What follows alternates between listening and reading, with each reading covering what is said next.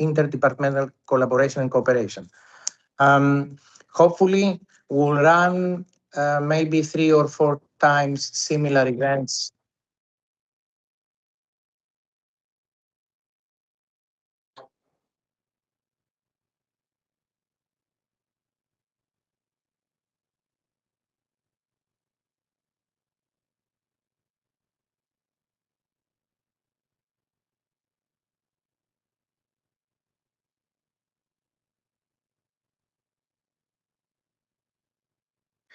So, dear colleagues, I would like to welcome you to the first event at GGG level for the GGG Academic Faculty Development Series.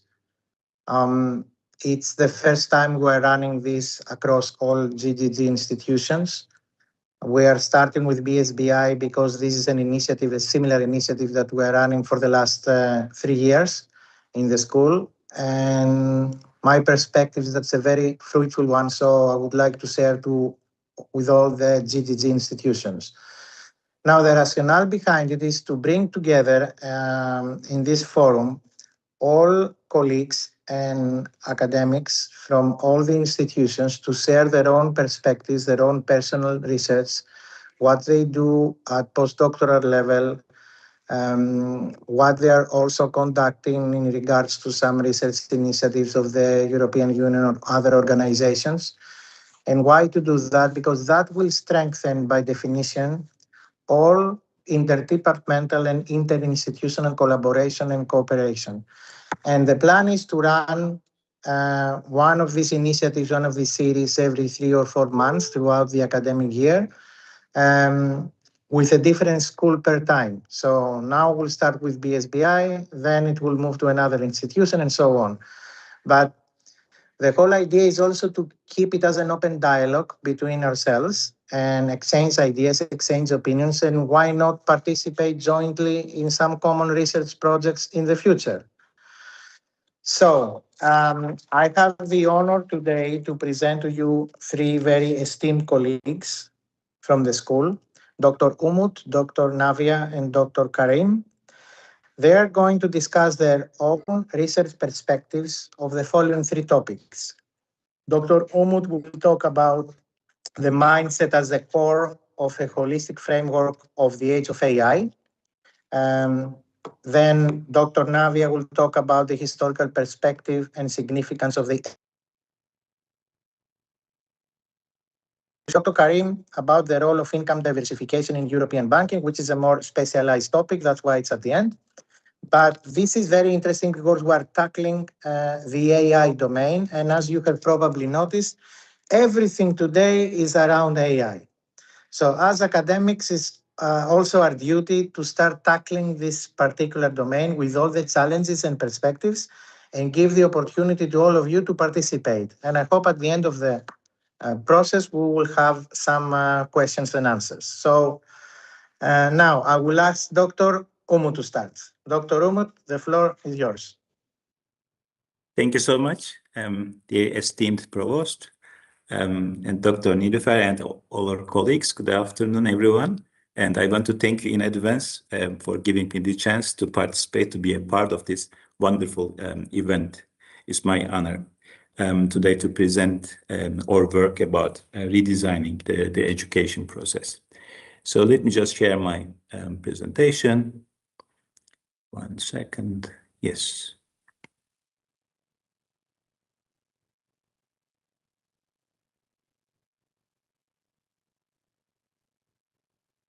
Okay, for the ones that don't know me, just brief introduction about me. My name is Umut Ekmekçi. So I'm at BSBI since 2024.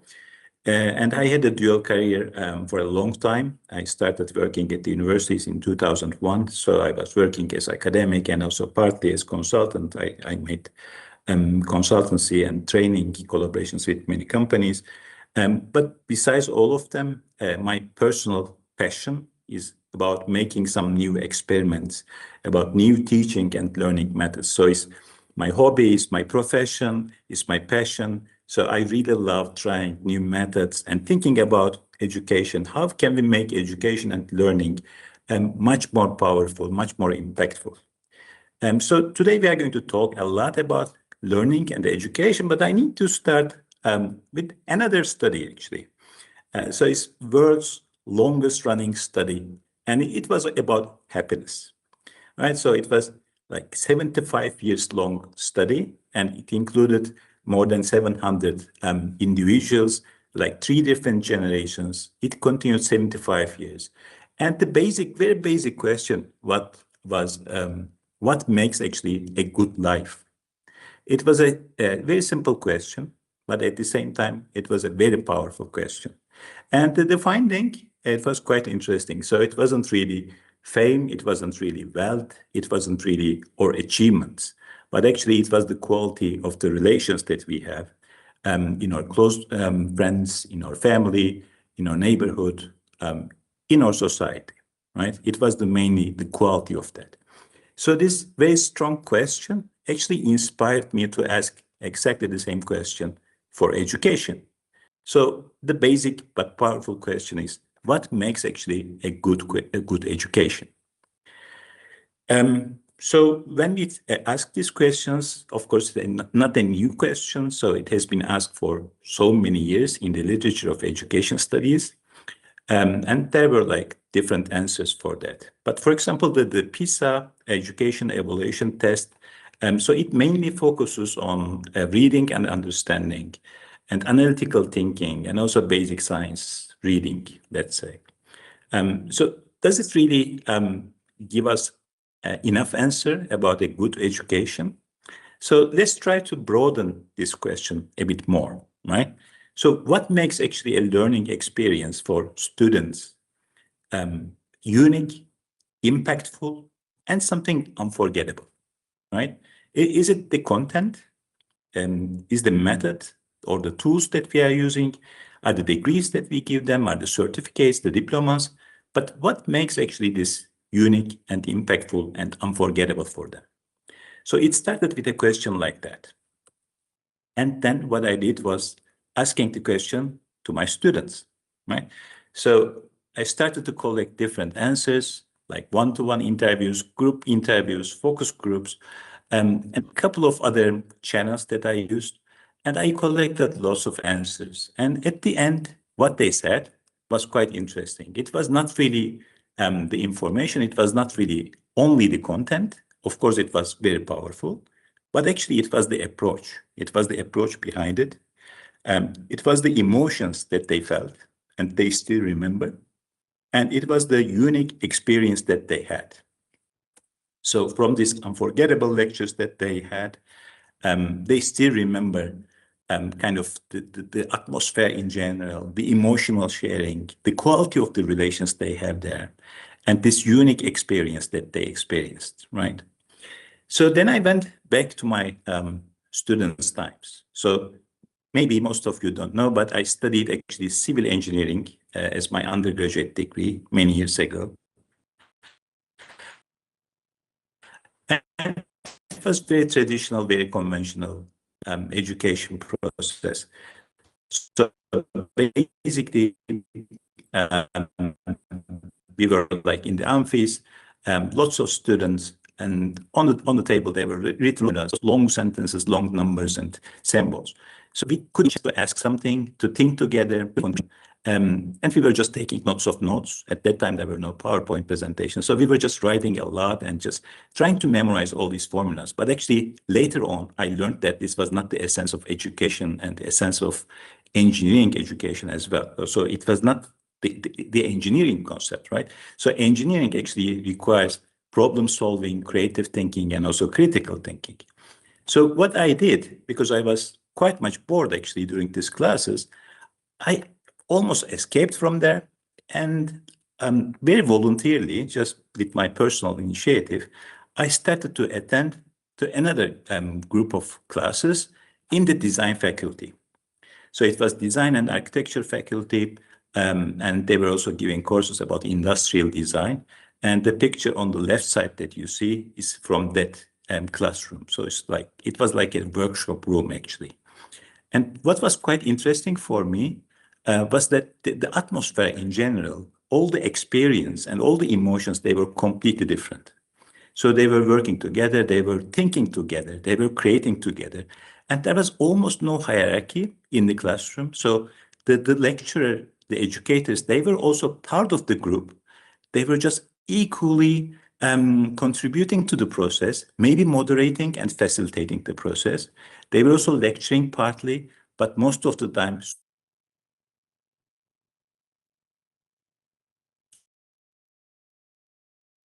so they were part of this process.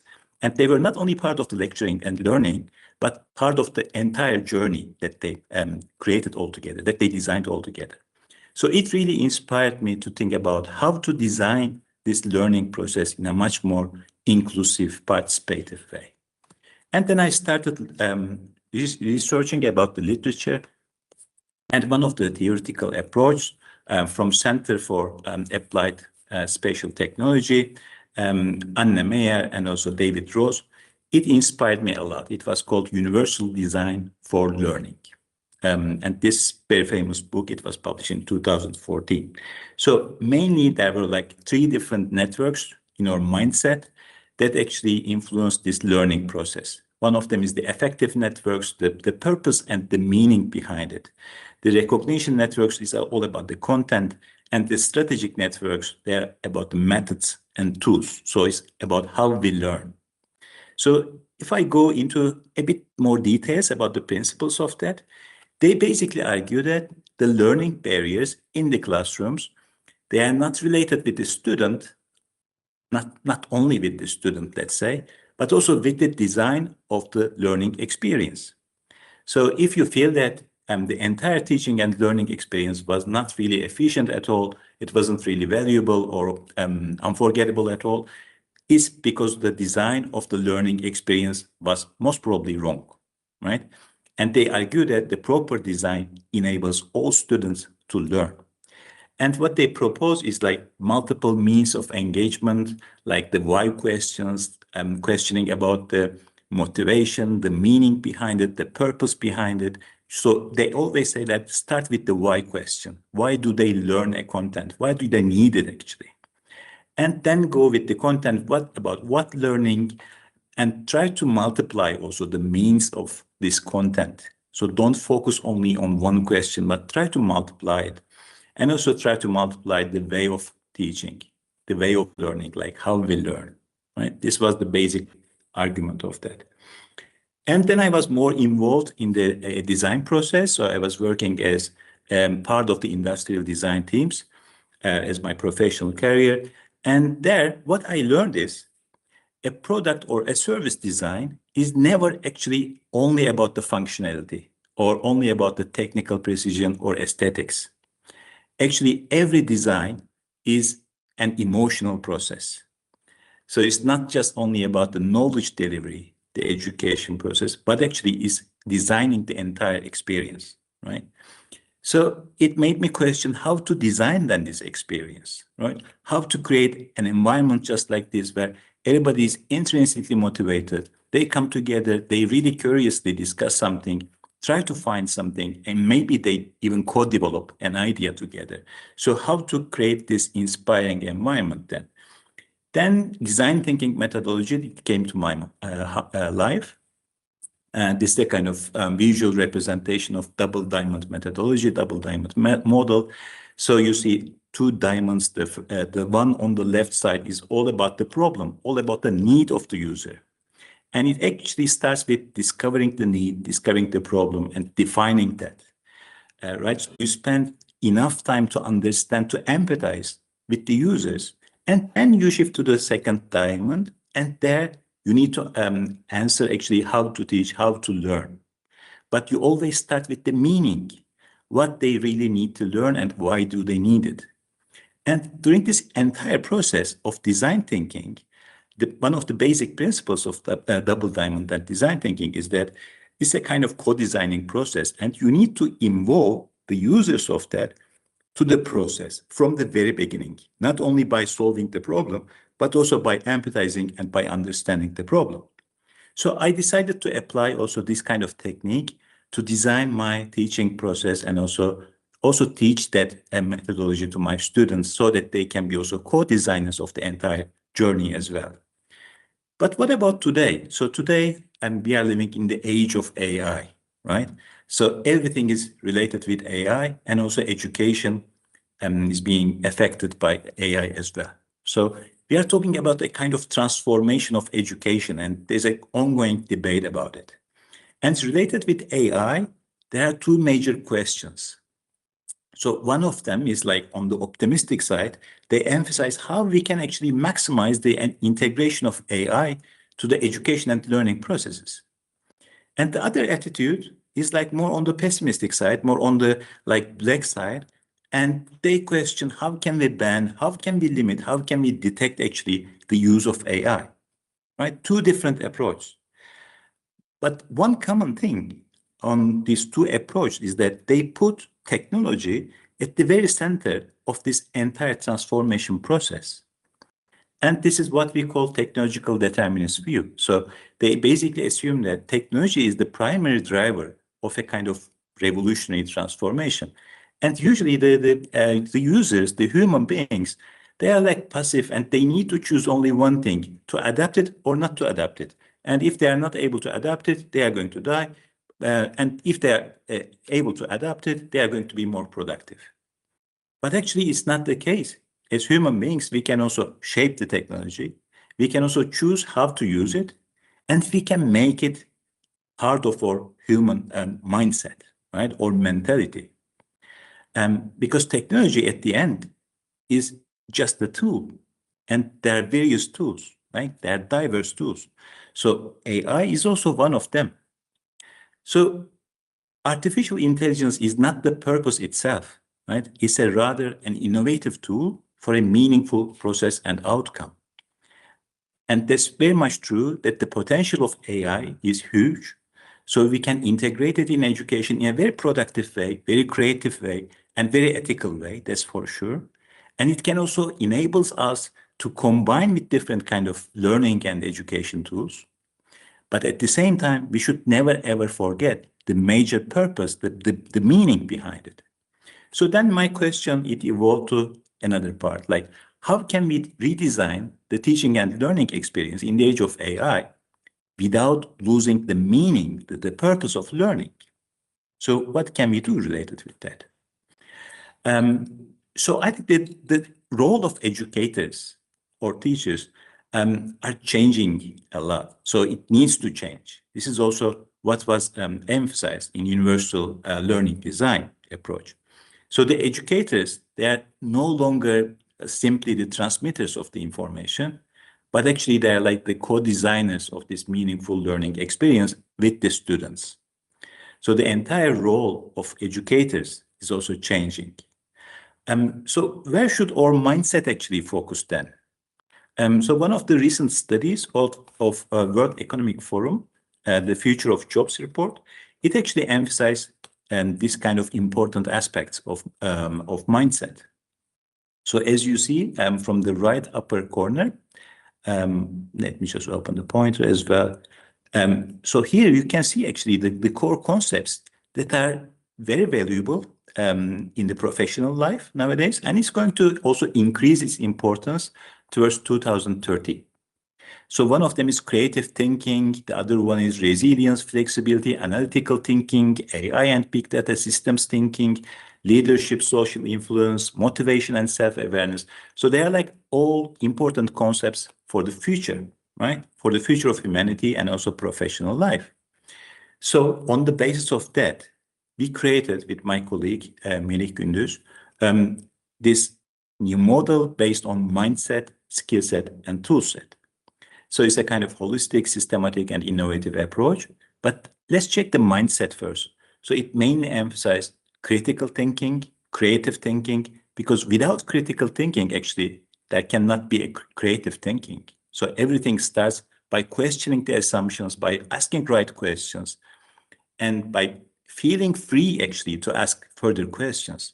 And then it continues with analytical thinking. So how to analyze, how to solve the complex looking situations or problems in an analytical way.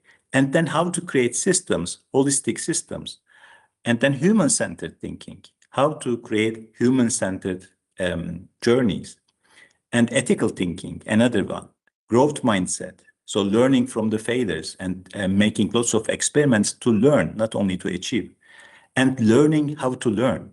So this is one of the core essential issues that we need to share with our students. They need to learn actually how to learn.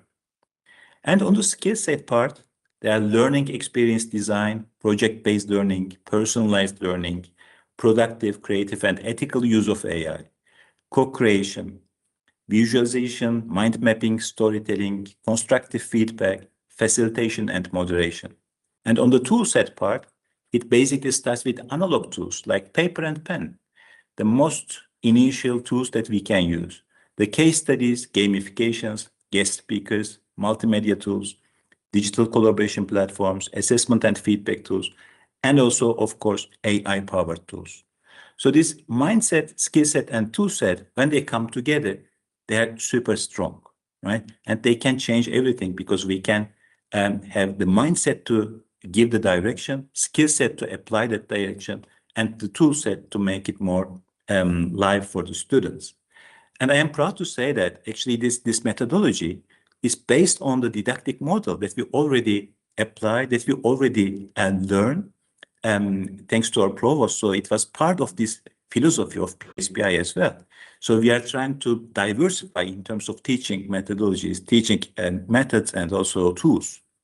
Right? So this tool set part and skill set part, they are completely inspired from this didactic model, basically.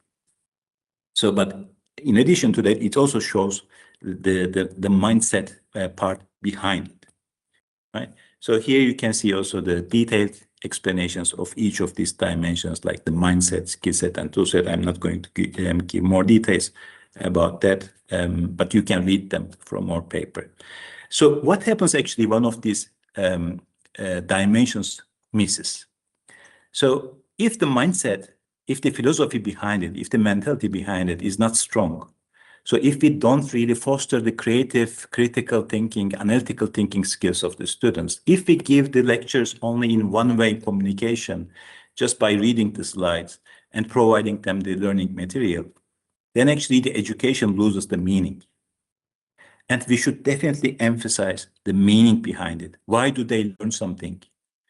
They need to discover it by themselves. We need to give them the chance to discover that. And we need to walk this journey with them, every step of that.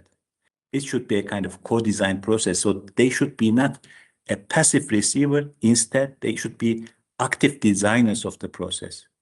They need to answer this question by themselves. We should not give them the answers, but only the questions maybe. And then they should discover the answers, right? So they should discover the meaning behind it. And if the tool set is missing, the education wouldn't be engaging because the tools, they are very efficient for us. Also, AI is one of them, but also the conventional tools or like the more participative tools, they are also part of that. And they make the education much more engaging. And without skills to apply these tools, there wouldn't be a kind of continuous, sustainable, successful learning process. So in other words, we need to develop our own mindset as educators, or skill set, as well as the tool set. But at the same time, we need to give all these dimensions also to our students. They should also develop their mindset, skill set, and tool set through this education journey, learning journey that we are going to walk together.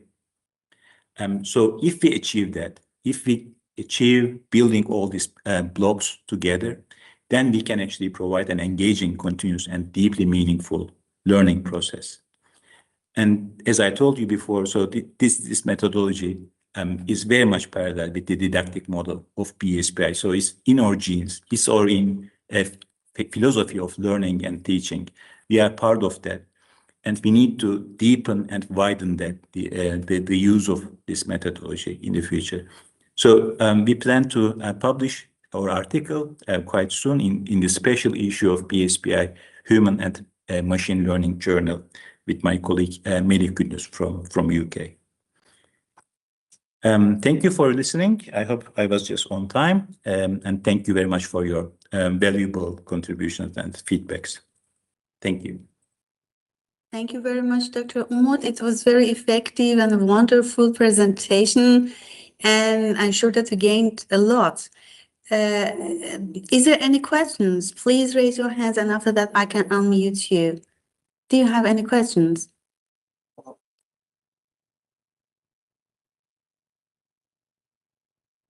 Do you have any contribution to this topic? I might have a question. Yes, Dr. Barbara, please. So I believe AI can be seen as an extended mind. So in the line with the Popper thought, what is your thinking about it? So is an extension, you can call it a psychotechnological. Sorry, there is somebody with.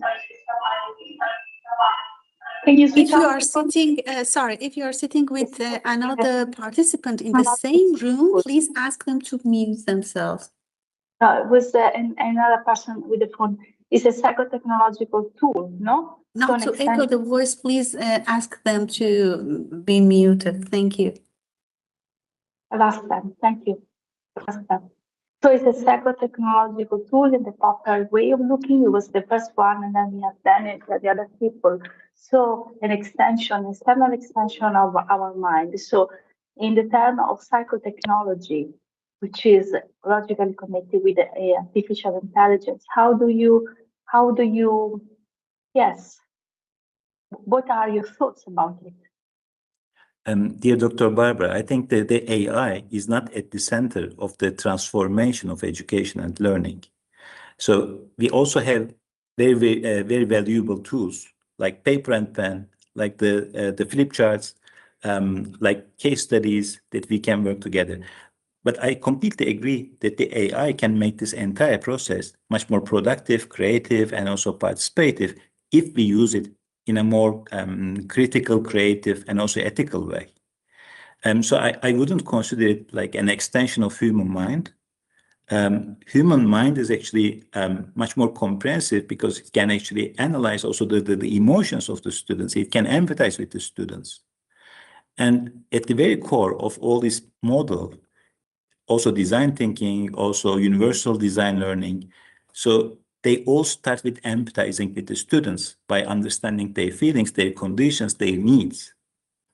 And according to that, maybe their using abilities about AI, they are not sufficient enough. Maybe we can use other tools. Maybe the content itself is not really suitable for that. We can choose other tools. But if we also excel about how AI works, what are the limitations of that, what are the potential of that, then we can also integrate it in a very efficient way to the entire process of learning. So we need to teach how to use AI. We don't need to ban it. We don't need to limit it, but we need to teach them actually how to use AI in an ethical way, also creative way, with deeper questions, deeper discussions, further questions. Thank you very much for your lovely answer. Thank you. Thank you so much. Any other questions or contributions? Thank you, Dr. Umut. It was a wonderful information that you shared with us, and we expect to read the whole article very soon on the journal. Thank you very much. Thank you so much. My pleasure. Thank you. Now I think that we can go for the second presentation that our lovely Dr. Navi will present, and the topic is understanding corporate citizenship. It will be discussed from a historical perspective, and it mentions the significance in the AI revolution. Dr. Navia, if you're ready, I would like to welcome you. The stage is yours, and please share your file. Thank you so much, Dr. Nilofer. I'll just share my file once.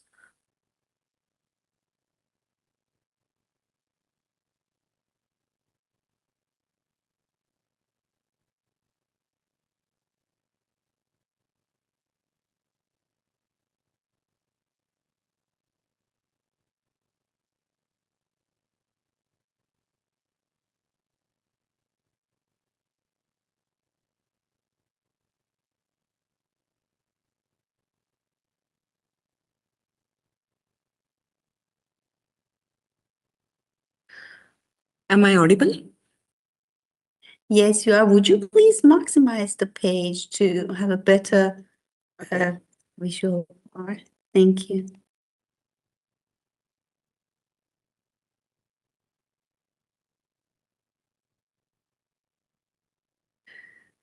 Great. Start. Yes. Thank you so much. At the outset, I would like to thank Dr. Provost, Kyriakos, and Dr. Nilofer for giving me this beautiful opportunity to present my topic. Thank you so much for this wonderful opportunity. Today, I would be talking about understanding corporate citizenship, how it is a historical perspective and significance in the AI revolution. So this particular article, which I have been written in BSBI special edition of the Journal of Business and Innovation on corporate citizenship. It's a very special issue designed by our Provost Kyriakos. And this particular understanding of corporate citizenship and why this AI has been considered as one of the mutable and debatable topics nowadays, and everybody is thinking about how this corporate citizenship means and why this particular corporate citizenship historical perspective and why it has a long and interesting history. So in this particular article, or a research paper, that it has been incredibly important now. Why? Because in the age of artificial intelligence, why this matters to all of us, whether we work in business or whether we work in technology or education or healthcare, government, or any other field. To deepen the understanding of this corporate citizenship, I just carried out a very structured research project. I explored historical concepts, historical developments, analyzed about the present trends and how it has been used in a corporate citizenship, and how this has been considered as one of the significant tools using the qualitative methods to capture the perspectives and interpretations. Within the existing sources, I also developed the models and charts to visualize how this concept of corporate citizenship has been changed over the time. And this study was reviewed and accepted for publication, and it was featured in the BSBI Scientific Journal Special Edition. Thanks for that. And when we talk about corporate citizenship and how it is simply the idea that companies are like citizens in the society, and how it just like individual citizens, they have certain responsibilities. A company is not just a machine that produces products or makes money. It exists inside communities. It exists inside the society. It affects the environment. It influences the people's lives. It shapes the culture. It shapes the technology. It also sets the policies. It's an institutional mechanism. It's even national policy. It sometimes even shapes the national policy. So the idea of corporate citizenship is that how the companies should act ethically, how the companies should responsibly act, and with awareness of the impact on the world. That's how it is, really not complicated. But the thing is, awareness of their impact on the world is lacking. So what exactly the brief history of the corporate citizenship? Why in the early days in 18 to 19s, in the early days of industrialization, companies were not seen as citizens. They were more like engines of economic production, right? So when the priority was very simple, how the priority was designed, the priority was in such a way that make things, sell things, and grow profit. But the conditions for the workers were often harsh, and how it has been from the factories to the safety standards, and the idea how a company or a caring about the community issues would have been sounded was very strange. But even during this period, some early seeds of corporate citizenship, what we were talking about, began to grow. But some company founders, often influenced by religious or philosophical issues, believed they had a responsibility to take care of the workers and contribute to the society. For example, how the factory owners would sometimes build housing, build schools, build colleges, build workers, build hospitals. These efforts were limited, but they showed that a company could be more than just a profit machine. So how it has been evolved? What are the new applications? In the area of AI, that it has been new research questions started emerging. So that how should companies handle user data?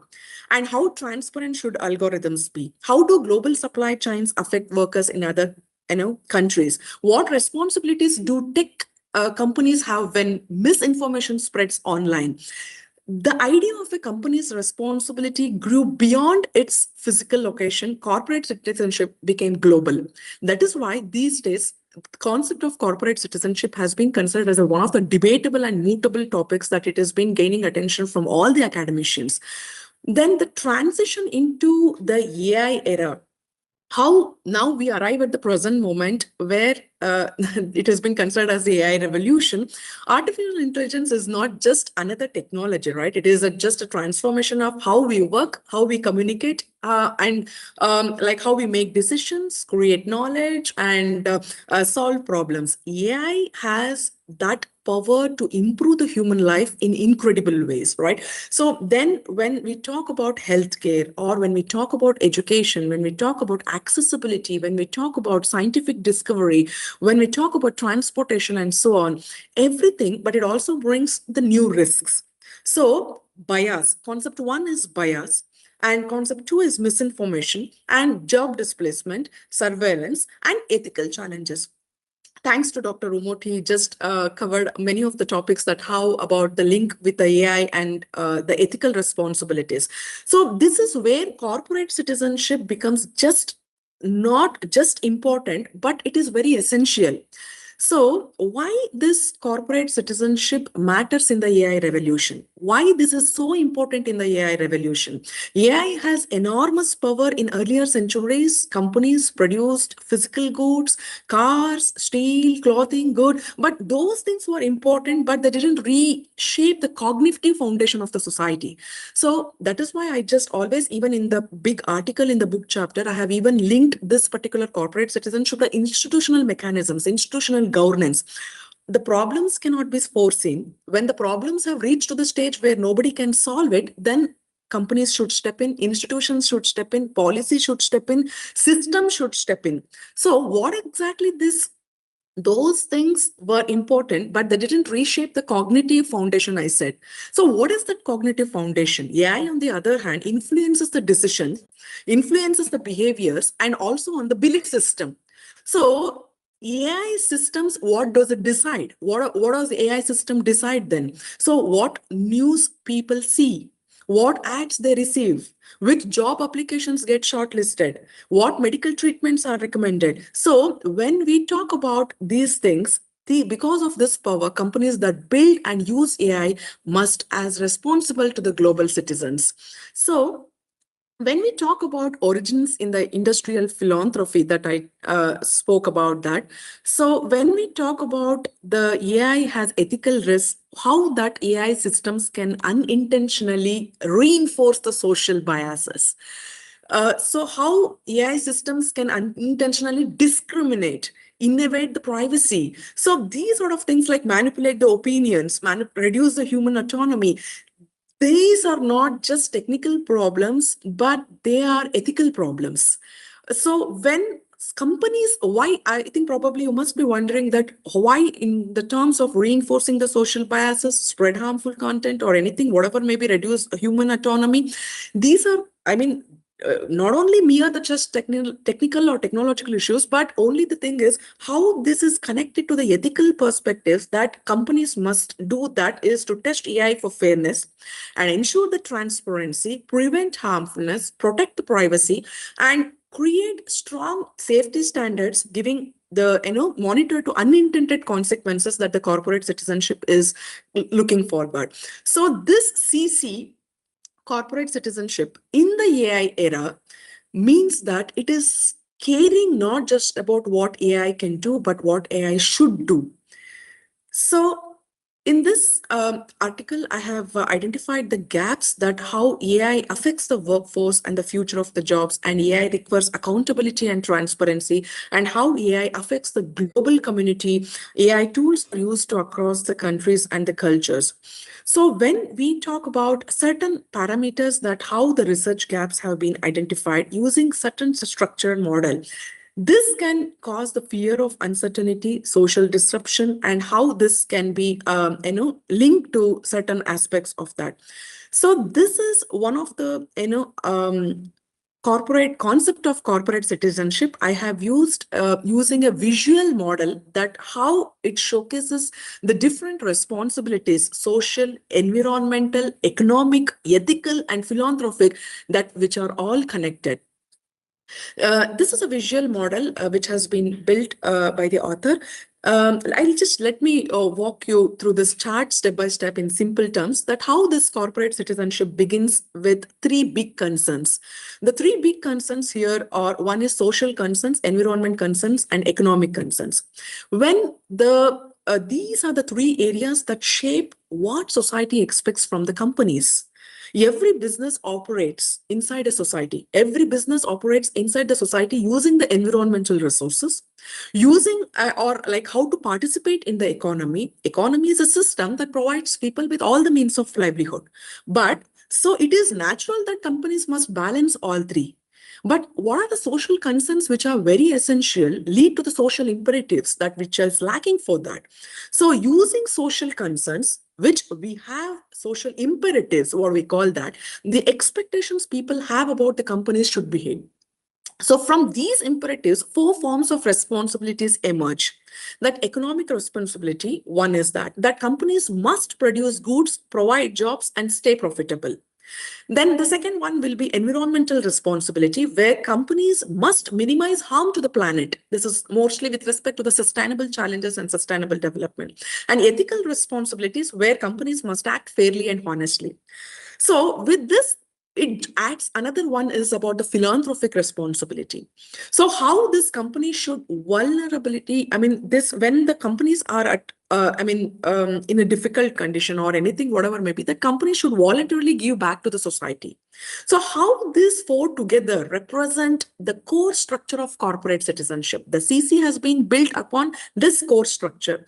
So this, from the environmental side, the model shows three important areas. How exactly the resources are being used. The resources are limited, but the utilization is poor. When the resources are unlimited, utilization would be maximum. So how these issues remind us that companies depend on the natural resources and therefore must connect to the broader perspective of that and broader ethical responsibilities, because taking care of the environment is not just a rule, it is a moral duty. So then acts for the economic concerns center on profits and fair competition.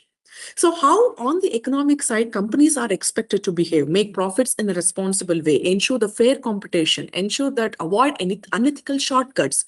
So then this concept of ethical responsibilities form the heart of the corporate citizenship. So ethics require companies to follow the labor practices, avoid corruption, treat employees with humanity, source materials ethically. All these things probably would relate to how philanthropic responsibility and the voluntary contributions will bring the donations, social programs, community development programs. And the particular diagram shows that philanthropic responsibility flows into the voluntary contribution. How that voluntary contribution, it means that the companies choose to act out of goodwill, not by the obligation. It is just completely by the goodwill, not by the obligation. That's it. So the next diagram, the structural diagram that I have chosen is that the concept of corporate citizenship. It is also again a visual model that I have used there, showing how different responsibilities like evolution of that has been come across. So in this particular model, in the earliest stage, companies mainly focused on the charitable giving, donating to local communities, supporting welfare communities, and such on. But as the time passed, we moved into the emergence of CSR as a concept. So how during this phase, businesses began to understand that they had responsibilities beyond profit, and how CSR became a recognizable idea and companies started acknowledging their role in the society, the environment, and ethical conduct. So next, CSR entered the phase of the industrialization and the institutionalization of the concept. So here CSR became more formal, and how these companies created the policies, departments, and the environment environmental standard, and it was no longer optional. It became part of the organizational structure. How the organizational structure, so in short, CSR has evolved from simple philanthropy to becoming a deeply embedded system. So how this deeply embedded system has been evolved across the time, the social movement, stakeholders theories, government regulations, and the standard regulations policies, and as such. So some of the research gaps that I have identified here is that the clear definition of CSR is still a pending one, and the global perspectives as a multinational, there are several companies which I have taken as 2 case studies in this particular research article, that there are a lot of companies who have been significantly contributing for the CSR, but for this I have taken 2 companies, which is one is Microsoft, another one is IBM. With the extensive research and with the extensive literature review, I have come across a lot of research gaps in the CSR, that even the local, there is there is no clear explanation or a research done on the historical perspective of CSR and how CSR has been step by step institutionalizing the process of that, and the definition lacking and the global perspectives for that. So I have used 2 case studies in the article. One is from the Microsoft, another one is from the IBM. There are a lot of companies like Accenture, TCS, Infosys. There are a lot of many multinational companies using CSR as a very significant tool to help the society in the context. But so in this, I have taken a core ideas, what I have explained here, that I have come to the core idea that how a firm as a citizen with duties and responsibilities, and the relevance of AI, how AI must follow ethical and socially aligned practices. This I have divided into the core idea, the focus and historical development, scope, key challenges, opportunities, stakeholder involvement, and environmental role. For all this, I have used the CC as core idea for that, and how it has been historically evolved to CSR and what is the relevance to the AI. So this has been clearly discussed in the article, that how the corporate citizenship from CSR to relevance to the AI, transparency, accountability, privacy, the preventing the bias, the AI can, how AI is must follow ethical, social aligned practices. And all these things have been traced in the article based on the research gaps that have been identified. And with the 2 case studies, like one is IBM. IBM has been active in charitable endeavors since the early days of last century. This company has supported a wide variety of charitable endeavors, including education, healthcare, disaster relief, and the art oriented also. This program of IBM is focused in the areas where it can make most difference on the society and allow people to practice that. This particular IBM company, Corporate Services Corps, is among the most exciting one. And this corporate citizenship has been evolved based on the program that enables IBM employees to apply the expertise in the skills in service of the global community, the development projects. IBM employees have worked on the projects, like ranging from education, healthcare, and environmental sustainability. The contribution of that is significant. This strives to maintain the highest standards of ethical conduct that it has been practicing. It is along a long time, committed partner in its host communities. It maintains a very broad range of educational practices, and other diversity and inclusion has been highlighted. So this and Microsoft, I have just taken as a case study as a multinational technologically big company. It has consistently been considered as a very big organization, contributed a lot for CSR, and being an advocate of ethical business and the practices that it has been using. What is the tackling the global issues based on the underlying principle of empowering people and what we call community worldwide development, and what we notice about the products and services easier to everyone, including people with disabilities. There are a lot of programs that they have been doing, and detailed analysis of IBM contributing to the CSR and AI as a tool. And then as a Microsoft, I have explained very clearly in the article in detail.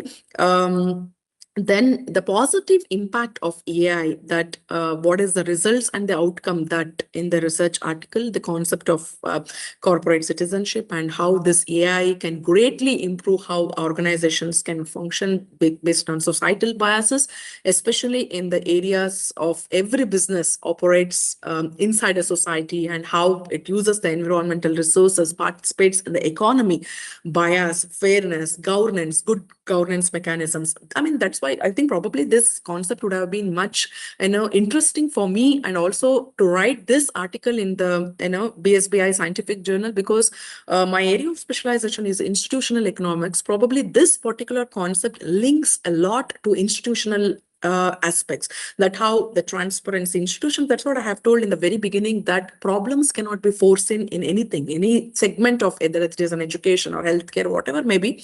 When the problems have reached to the stage where nobody can solve it, then institutions must step in and solve it, and the society should step in and solve it. So when we talk about the aspects of that, bias, transparency, accountability, and ethical system, security, all these things, I mean, the positive impact of AI that we just consider across, but the linking to the CC and the social concerns that lead to the social imperatives is significant, enormous, and tremendous. So in this, I have done an analysis of 2 organizations having the case study, and then their opportunities, risks, and the challenges that the organizations should involve and engage in the stakeholders using the AI for the positive outcomes, and how using the data, using the fairness of the tools. This is what even Dr. Umut explained, that how it ensures the transparency and ethical governance that strengthen the cybersecurity, monitor to misuse. This I have done the category and linked the thing using the model analysis and comparative analysis of what organizations should do and how there are variables affect for the risks and the challenges.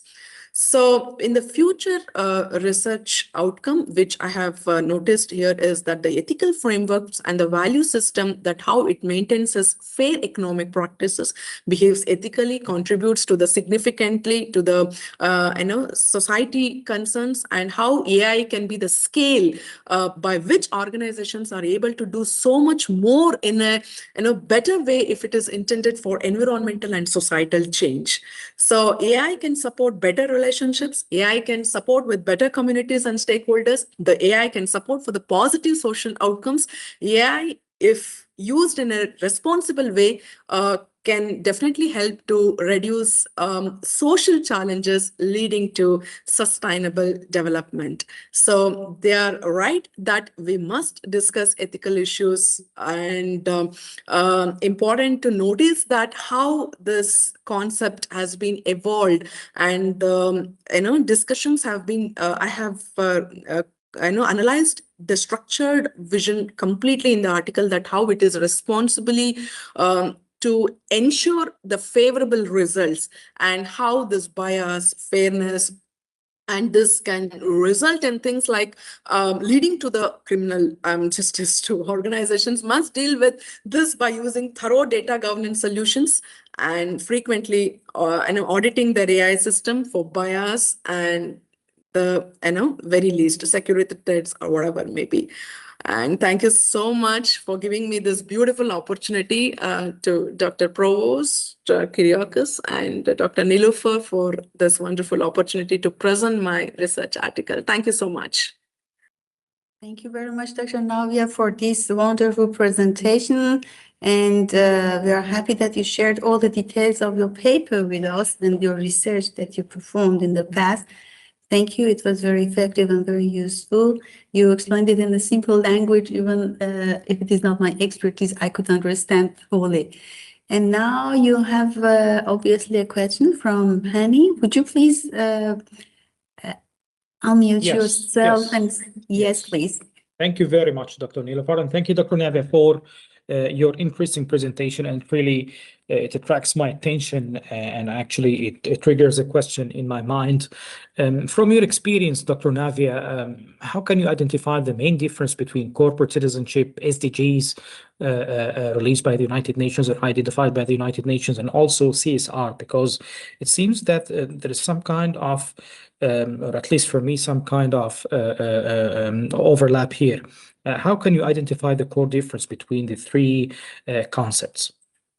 Yes, thank you so much, Professor.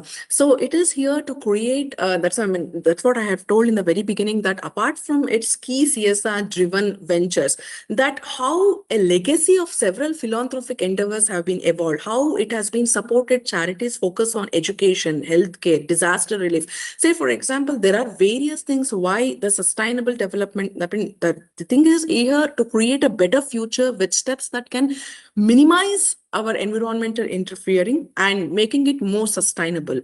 So here anything, say for example, any company which has an ambitious, we can take an example of carbon footprint reduction. So when we take that as an example, which we can target and a significant investment in renewable energy, apart from the key CSR driven activities that even, that's what I told about the Microsoft or IBM or any company, whatever may be the company has supported charities focused on education, environment, and certain other challenges. So this is a validation point for any company or any citizen whose CSR practices seem to resonate closely with all the efforts. So here the combination of AI efforts using this technology as it should be, solving the real world social or environmental concerns or social environmental issues that we are facing, this has been considered a mutable one which institutions should step in and to solve it. That's what I have been telling in the presentation, that problems cannot be foreseen, and once the problems have been reached to the stage where nobody can solve it, then institutions or some companies or society or community or even technology like AI should step in and do that. So when, moreover, this is managing about something which is enormously an issue, which is considered as a demonstrated effort for the future technology or whatever may be the thing, but the companies must disclose where and how these models have been generated with immediate access to all the purpose data that it has been available. Thank you so much. Thank you, Dr. Nadia, for your answer. Thank you. Do you have any other questions, or do you want to leave any comments on the presentation? No? Thank you very much. And now we are going, and thank you, Dr. Navia, for this wonderful presentation. Thank you. I think that all of us could receive good pieces of information. Thank you. Thank you. Now Thank you, I would Dr. like- Niloufar. Thank you. The last speaker of this session is our honorable colleague, Dr. Karim Shahata, who will discuss the topic machine learning for predicting band stability, the role of income diversification in European banking. The topic is very interesting, and I think that now we cannot wait more to receive his presentation. Dr. Karim, the stage is yours, and yes, you have shared the file. Please maximize it and start. Thank you. Okay. Thank you so much. First of all, I would like to thank Professor Dr. Kyriakos for giving us the opportunity for having this amazing seminar. I would like also to thank you, Dr. Niloufar, for moderating and coordinating such amazing seminar. Thank you so much. Mute, please. Okay, thank you. Okay, so my topic today is the title of the paper that it's already published in Journal of FinTech. It's Q1 Scopus, is the machine learning for predicting bank stability, the role of income diversification in European banking. So first of all, I would like also to thank my colleagues, my co-authors, for their amazing contribution to help me in publishing in the FinTech journal. all of them. Really, I appreciate their contribution in this paper. And this is the outline for our research.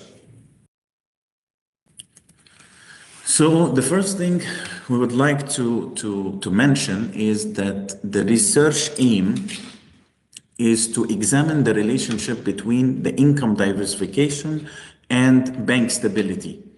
So we have two aims. We have to determine or to examine the relationship between the income diversification and bank stability, and then to develop a machine learning model to predict the bank stability. Because nowadays, when we went through the literature and we started to review many papers regarding the determinants of bank stability, we found some contradiction in the findings of the researchers. Some researchers, through their findings, they are supporting the income diversification. But before we go more in deep about the income diversification means what?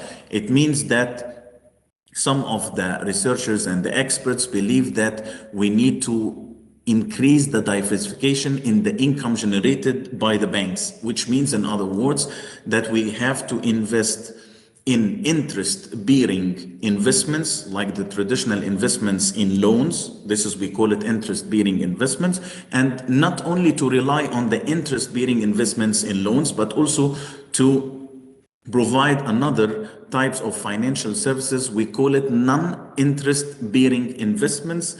The non-interest-bearing investments, it's like when the banks are providing trading services, forex services, trade finance services to support the international trading activities. So in exchange for such financial services, they receive non-interest or fees or commissions. So that's why we call it non-interest bearing investments. So to make the story short, income diversification, it is measured by dividing the non-interest income divided by the total income. So to see whether the banks are increasing their diversification or they are only relying on the traditional investments in loans. So when we went through the literature, we found the contradiction that some of the researchers are supporting the diversification, and specifically they believe that we need to support increasing the diversification over the recession, at the times of recession or during the crisis, because such income diversification is going to support the banks to survive and grow. While some other financial institutions, based on the findings that we received from different researchers, that no, they are preferring to focus more and to specialize more in the traditional investments in loans, because they believing when you are focusing more and having more specialization in managing the traditional investments, will end up in reducing the overall credit risk, which will leading or enhancing the bank stability. And other findings for other researchers, they found that they are suggesting that the income diversification can stabilize or destabilize the bank stability. It depends on the regulatory environment of the country itself. So according to the contradiction that we found, or the conflicting results that we found, there is a lack of literature, or there is a gap in the literature. So there is no any clear evidence that offers any clear relationship between the income diversification and bank stability, specifically after the COVID-19. Another thing also we found, after we collecting the data of the income diversification and the bank stability, we found in the income diversification, specifically during 2014, there is a spike in the income diversification, and I believe that this is reflected in the globalization and the integration in the international financial system, which has resulted in increasing the income diversification among the banks from global perspective. But at the same time, when we started to plot a graph to see how this score is behaving over the years, unfortunately we found a red flag. Why? This score is a measures or is a proxy for the bank stability. So if the Z-score is increasing, it shows more stability in the financial positions of the banks. But here we noticed that there is a gradual fall in the Z-score, which indicating that the European banks nowadays, they started to have some issues in their bank stability due to the recession that we can notice nowadays, specifically in the European countries.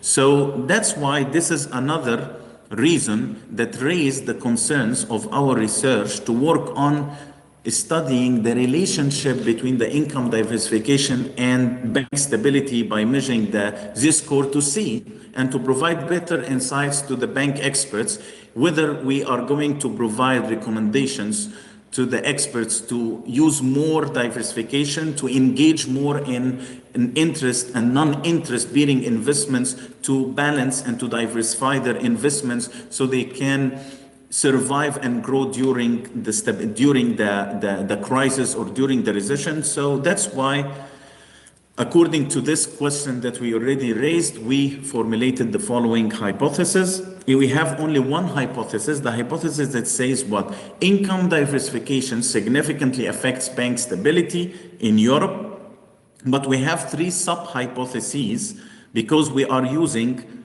three measurements to measure the bank stability. We are measuring the bank Z-score, and we are measuring non-performing loan ratio representing or proxy for the credit risk, and we use the insolvency risk, which is measured by the capital adequacy ratio. So we have three measurements that can be used as a proxy for the bank stability.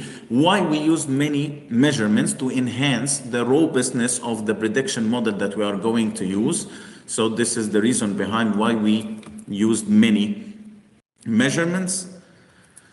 Regarding the research methodology, we already took the sample size of 26 European countries over the period from 2000 and 2021, which means that we have 572 number of observations. So this is enough and fits to be used or to be applied in the econometrics and the machine learning as well. The second thing, our data, it's on annual basis. The data set is aggregate because we are considering the data on country level, not bank level. We used what type of methods to analyze the collected data? We used two methods. We used, by the way, hybrid methods, because if you started to review the literature, you will notice what? You will notice that if you are working on examining the income diversification and its impact on the bank stability, you will see that most of the researchers are using either the econometrics or the machine learning. But nowadays, it turns out that you have to employ a hybrid model. Hybrid model, which means what? That you have at the beginning to validate the variables that you are going to include as independent variable. So to validate these variables, validating means what? To make sure that these variables are important and have an impact on the Y, which is the bank stability. So how we can do so? By using the econometrics such as the GMM, which stands for the generalized method of moments, and also the fixed random effects. These two econometrics we are going to use to validate the variables, because we use the income diversification as independent variable, but we also included other bank-specific variables and macroeconomic variables to enhance the relationship between the income diversification and the bank stability as well. And finally, once we found that the econometrics confirming that these variables are statistically significant to the bank stability and confirms its importance to the bank stability, we used the two machine learning algorithms, random forest and the support vector machine, to complement the econometric analysis with predictive modeling using Python 3.13.3 and PyCharm compiler. So these are the variables along with their measurements. So we used these three measurements measurements to represent the dependent variable of the bank stability, and we have the independent variable of income diversification along with other control variables. Some of them are bank specific variables, or in other words we can say internal financial variables, and the rest are representing the macroeconomic variables. So these are the variables that we need to validate their importance by employing the econometrics to make sure that these variables are statistically statistically significant to the bank stability. And once we prove this, we are going to use these variables to predict the performance of bank stability. So this is the descriptive, and after being done from the descriptive analysis, we didn't find any anomalies or any strange number or any red flags. So it is followed by the econometrics results. As you can see here, we have three independent variables. Sorry, we have one independent variable, but with different measurements. NPL for the credit risk, CAR for the solvency risk, Z-score, all the three measurements are representing the bank stability. So we are going to check how the income diversification is going to affect statistically each one of the following measurements. So here you can see diversification has a negative coefficient and it is statistically significant, which means what? That when the income diversification increases, when the banks start to increase their non-interest bearing investments relative to the total investments, this will reduce the non-performing loans, which means this will reduce the credit risk exposure. And the second findings, there is a positive relationship between the income diversification and the CAR, the solvency risk, which is another good sign, confirms about our hypothesis, because increasing the income diversification will enhance the earnings, and the earnings will be retained inside the business, increasing the capital, and the capital relative to the risk-weighted assets will end up in increasing the CAR and enhancing the bank stability. So this is another one confirm about the hypothesis. Finally, the Z-score also has a positive relationship with the income diversification. So this is increased the robustness and confirms about the importance of the income diversification in enhancing the bank stability. And also when we go to the remaining factors, we can see that most of the bank-specific and macroeconomic factors are also statistically significant with the Z-score. So this is mean that we can confirm that these considered or these selected independent variables are statistically significant and important in enhancing the bank stability. This is robustness checks that we use Sargan test and autocorrelation wall test to confirm on that the results that we found here in the GMM, it's free of any biases and it is robust. So we found that the Sargan is statistically significant, and the rest are confirming that we have any problem in endogeneity or any serial autocorrelation. And the wall test confirmed that the independent variables that we have are statistically significant and important and can be used for predicting the income diversification. Also, we found the same in the fixed effect results, confirming on that we already done from validating that the selected independent variables are important and have a statistical significance on the bank stability. So now we're ready to use these validated independent variables by using the machine learning. Why we will use the machine learning? We will include these validated independent variables into these machine learnings to see whether the machine learning can enhance or can predict in a high accuracy score the bank stability or not. So that's why we started with the importance features. The importance features, the results of the machine learning also are aligned with the results that we found in the econometrics. We found that the income diversification is positive and has high features compared to the other independent variables included in the model. So this is confirmed that the income diversification is very important and is very important to predict the bank stability. Also under the Sharpe value, we can see that most of the points is scattered wider and on vertical axis, and most of the majority of the points it's allocated in the diversification section. So this is confirms about the importance of the income diversification in enhancing the income diversification. Also, when it goes through the scatter plot, we can see that most of the points are condensed into this position, which we can conclude that if the banks are or if the bank's having income diversification ratio in the range of 30 to 60, this will enhance their bank stability, since we found that the Z-score is increasing while you are increasing the income diversification. But another thing we did a classification to the bank stability in terms of 1 to 0. The 1, it goes for the stable banks, and 0 to the one that they are distressed banks. So you can see that most of our data set, it's already showing that we have high stable banks, and we have only a small number of banks are distressed according to the results or the findings of the Z-score. Another thing, now we need to check on the accuracy of the model. So we started to run the confusion matrix results to check on whether they are going to succeed in enhancing the prediction performance. So we found that we found 160 prediction are successfully predicted, but unfortunately we have in the true negative is 0. So 0 means that the confusion matrix failed to predict any distressed banks. So even if we found that there is high accuracy, 96%, 97%, this is misleading, by the way.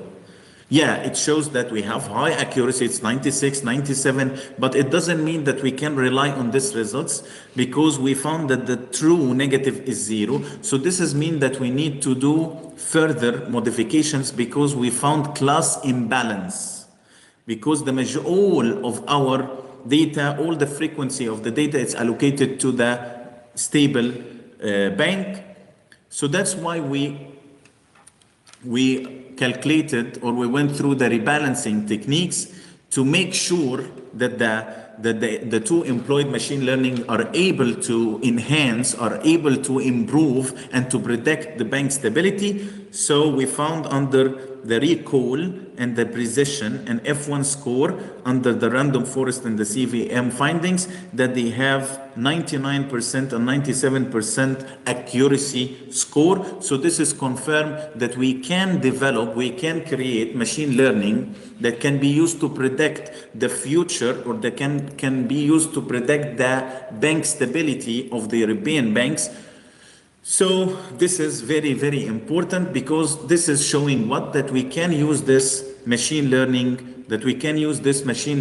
to provide or to share this machine learning predictive model to the experts who are, or specifically to the risk managers who are working inside the European banks, so they can use it. What the benefit from using this? They can use this machine learning to enhance their prediction to the future performance of the bank stability. So they can have better insights about how they are predicting, how they are expecting the financial position of their in the future. So this is very important contribution, that it's bridging real gap that we found in the literature. So the finding emphasizes the value of utilizing the CVM model to forecast future movements in bank stability. So any bank experts, they can use it as an early indicator for bankers to adopt proactive and precautionary strategies that can aid their survival and growth. But we have to keep in mind that there is some limitations, and these limitations can raise some recommendations to the future work. A key limitation of the original machine learning application was the significance of class imbalance. When we found that it is 0, the predictions is detecting some 0. So which led to 0 detection of distressed banks in the initial results. So this undermines the reliability of the model in real world early warning systems. So future work should explore more advanced techniques such as smooth ensemble rebalancing and cost-sensitive learning to enhance the model reliability, fairness. Additionally, there is another alternative performance metrics such as the EUC ROC curve and the recall and precision recall curve. Also, we can use also to enhance the accuracy scores of our machine learning. Thank you so much for listening. Thank you, Dr. Karim, for this wonderful technical presentation. Thank you. Thank you. I hope that all the audience could enjoy and could gain information from it. We have one question from our colleague, dear colleague Kami. Would you please unmute yourself and ask your question? Right. Thank you, Dr. Niloufar, and thank you, Dr. Karim. Very interesting topic. And I know that it's very sensitive in the economic domain and the financial domain to predict, but actually it triggers a question in my mind. From your experience and based on your analysis, Dr. Karim, how do you think we will face, or what are the challenges that we are expecting to face when it comes to the stability of banks, at least for the short term? Yeah, I believe that diversification and to have a calculated acceptable level of risk is something prerequisite and essential to make sure that you are going to cope or to survive and to grow in the business, because unfortunately some of the banks they have some deregulations, and such deregulations, it's encouraging some of the risk managers and the traders, by specifically the traders, to have no limitations in their trading. So this is sometimes, and this is, by the way, one of what we already noticed during the crisis, that many banks, they already declared their bankruptcy because they failed to consider a calculated risk and to do diversification, especially like during the global credit crisis of the subprime mortgage, when most of the banks, they were allocating most of their cash reserves in the mortgages, and finally, because they're believing that the mortgage would never ever, the house prices will fall. But this is one of the things that we have learned from the history, that we have to diversify our portfolio, not only to rely on the traditional investments to survive. No, you have to diversify and to make sure that you have limitations in your investments so you can survive and grow, specifically during the recession like the one that we are experiencing nowadays. Thank you, Dr. Karim, for your answer. You're welcome. Thank you. Thank you. Do you have any other questions? No other questions? Do you have any idea about the presentations in general? 3 great, magnificent presentations.